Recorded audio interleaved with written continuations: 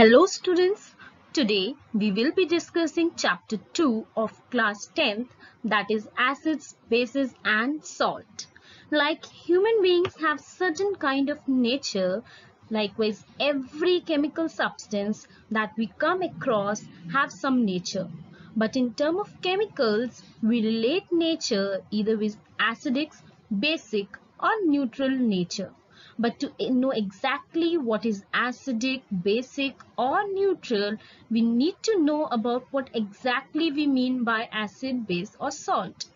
So accordingly, different concepts were introduced to define them. So let us study them. We will study here the acids, bases, their physical properties and their chemical properties. Earlier, it was thought that those substances that are sour in nature are said to be acidic, and those who turn blue litmus red and are corrosive in nature are said to be acidic,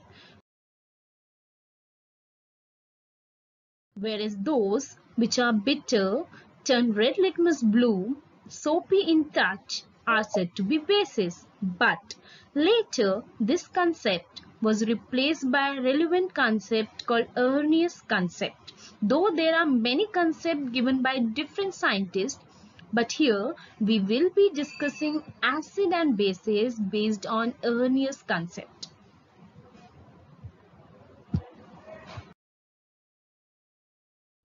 According to his way of judging the substances, he classified acids and bases as given below. According to him, acids are those which when dissolved in water will release hydrogen ion.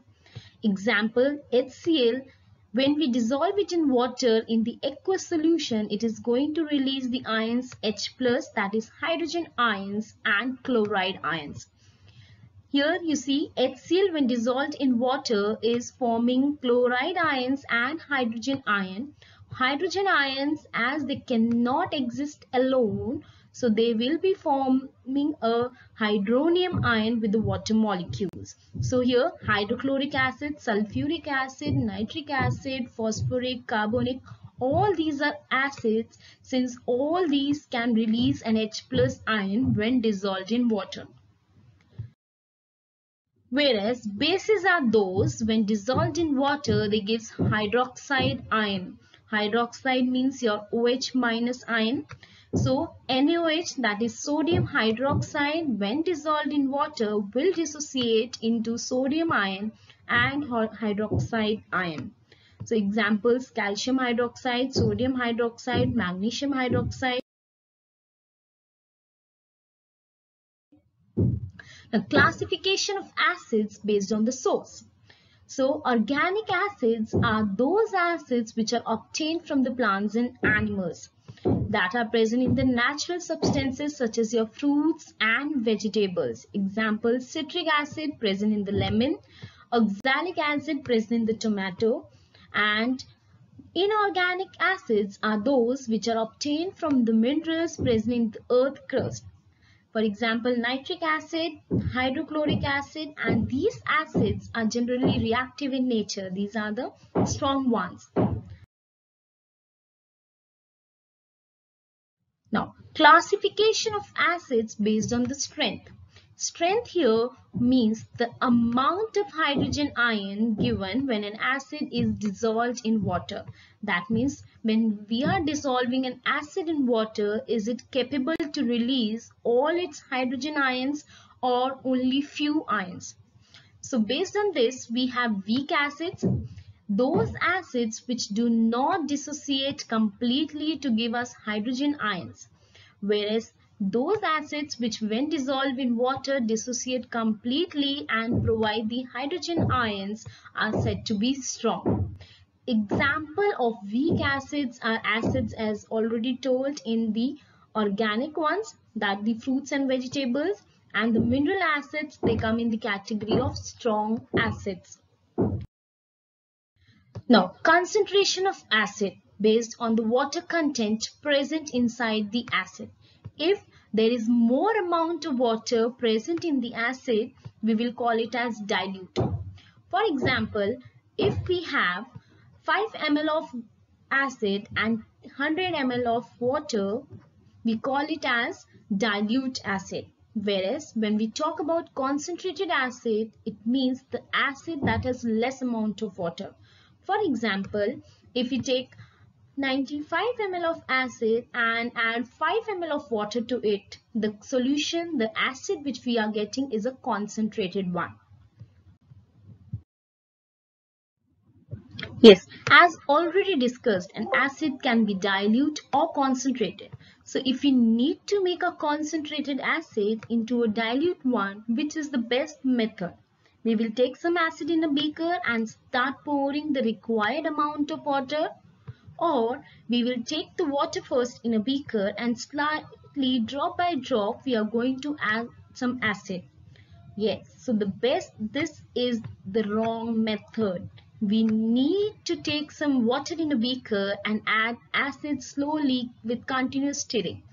Otherwise, if we add water into an acid, the heat released will be comparatively more. That is, an exothermic reaction will take place which may cause the acid to splash out, and that may cause burns.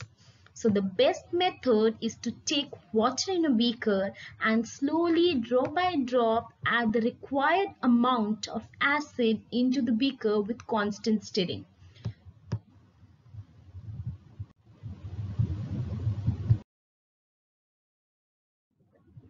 Classification of bases based on their solubility in water. As we have seen, acids are soluble in water. Same way, there are some bases which are soluble in water. So bases that are soluble in water are called to be alkalis. Only those bases which are soluble in water are called as alkalis. Rest other bases which are not soluble in water will not be called as alkalis. They will be called as bases itself. So here it's written all bases are not alkalis. So that's right, because all bases are not soluble in water. So we cannot say that all bases are alkalis. Whereas all alkalis are bases. This is right, because all the alkalis, they finally come in the category of base. Next, classification of the base based on the strength. That means the amount of hydroxide ions they release when they are dissolved in water. So, strong bases are those which completely dissociate to give the hydroxide ion. Examples: hydroxide of all the reactive metals, sodium, potassium, they are strong bases. As when we dissolve them in water, they will dissociate completely to give the OH minus ions. Whereas weak bases, they do not dissociate completely to give us hydroxide ions. Example, calcium hydroxide. When we dissolve it in water, it's not going to release all its OH minus ions. So this is a weak base. Coming to the next, physical properties of bases. As we already have learned in the lower classes, bases are bitter in taste, they turn red litmus blue, and they are soapy in touch. Soapy in touch, the best example is all your soap. They are soapy in nature. Detergents, so they are having some base inside them. Whereas acids, such as lemon juice, it's sour in taste, they will color the blue litmus to red, and they are corrosive in nature. Corrosive means if they spill on a body, they may cause harm, they may cause burns. Now, coming to the chemical properties of acids. The first chemical property is action with the indicators. Indicators, as we have learned in the lower class, that are the substance which will tell us whether the given substance is acidic or basic. So here we will take the litmus paper. As you can see in the case of lemon juice, if the blue litmus on touching with the acid turns into red, that means the given substance is a acid. So we have seen litmus paper color will change on reaction with the acid. The blue litmus will change into red. Next property is reaction with metals. Whenever we react an acid with a metal, it will give a metal salt and hydrogen gas will be released. You can see here the example.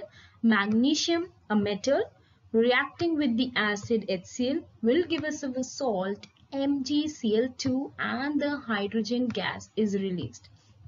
Here in the figure, we have some hydrogen gas released here, and when we bring a burning candle near this hydrogen gas, it's going to burn with the pop sound. This is the indication that the hydrogen gas is released. So the question here may arise, what happens when acid react with metals and how will you test the presence of the gas released?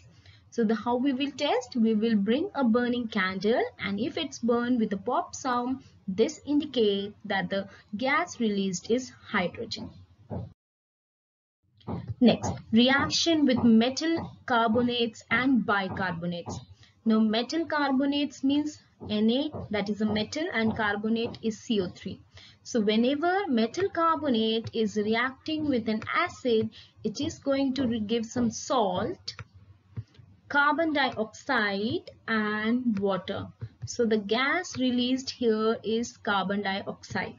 You can see here calcium carbonate reacting with HCl is giving us carbon dioxide. Now this gas, when we pass it through lime water, if the lime water turns milky, that shows the gas released is carbon dioxide. So again here the question may come to indicate the presence of this gas. So you can say if the gas is passed through lime water and it turns milky, that means the gas released is carbon dioxide. Next, reaction with the base. Whenever an acid react with a base, they will form salt and water. General reaction, acid plus base will give us water and salt. And we can take the example of hydrochloric acid and sodium hydroxide. It will release some water molecules and with the salt NaCl. It's not just NaCl, any ionic compound here formed will be called as salt. So any acid reacting with any base will give us water and the salt of that particular acids and base. Now, all acids act as an electrolyte. So here electrolyte means those that can conduct electricity. As we already know, according to the definition, acids will release hydrogen ions. So if they're releasing hydrogen ions and some chloride ions, we have already learned in physics in electricity chapter that ions are responsible for the electricity. So flow of charge is called electricity. So here ions will start moving. So that means acids are conductor of electricity. Next, coming to the chemical properties of bases. First reaction with the indicators as seen in acids. Acids turn blue litmus red. Here bases will turn the red litmus to blue. If we dip the litmus paper in a base, the color of the red litmus will change to blue. Now, reaction with metals. As in the case of acid, there was a salt produced, but here there will be an oxymetal salt produced instead of simple metal salt. Here it's an oxymetal salt and again the hydrogen gas. We can test the presence of the gas in the same way as done in case of acids.